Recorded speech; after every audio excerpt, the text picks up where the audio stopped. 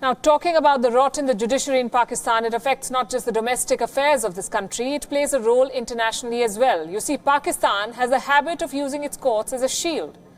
Every time Pakistan is asked a question, every time Pakistan is asked why no action has been taken against terrorists, the standard response is this: it is in judicial process. This has happened repeatedly in cases related to terrorist attacks in India. They keep asking for more evidence and they keep dragging their feet, citing the courts. This report tells you more. After every terror attack, fingers are pointed at Pakistan because that's where the seeds are invariably sown. The Pakistani government often says, "Give us the proof and we will take action." When the proof is provided, a case is filed and it goes to the courts, it's the due process of law. But in Pakistan, it's a time-tested delaying tactic because every case invariably gets stuck in the courts for eternity. Let's bring you a contrast to drive home this point. In the aftermath of the 2008 Mumbai terror attacks, India too had a case running against Ajmal Kasam. He was the only terrorist to have been caught on camera while committing the massacre. Kasam was given a fair trial by the courts in India. And in about a year and a half's time, the final verdict came out. He was sentenced to death. But 10 years on, and the 2611 trial still drags on in the Pakistani anti-terror court.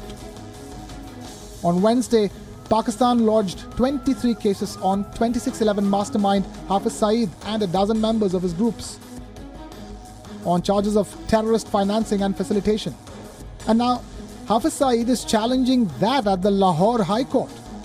Only in Pakistan can a globally designated terrorist have the gumption to approach the courts and challenge the government's decision.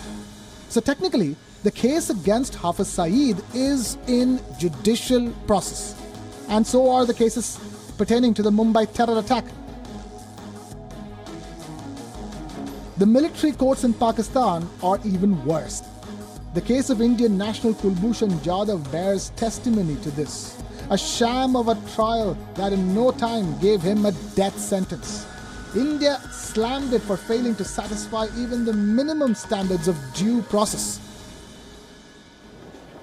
And India has requested the International Court of Justice to declare it as unlawful. Jurists at the ICJ have openly said that Pakistan's military justice system is a glaring surrender of human rights and fundamental freedoms.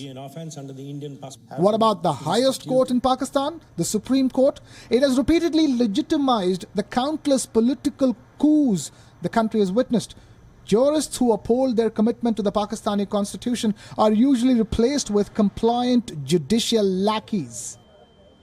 Believe it or not, the Supreme Court of Pakistan has constituted a 7-member bench to determine the definition of terrorism recently and the cases that fall within the category. No wonder then that any accountability from Pakistan is forever in judicial process. Bureau Report, Wion, World is One.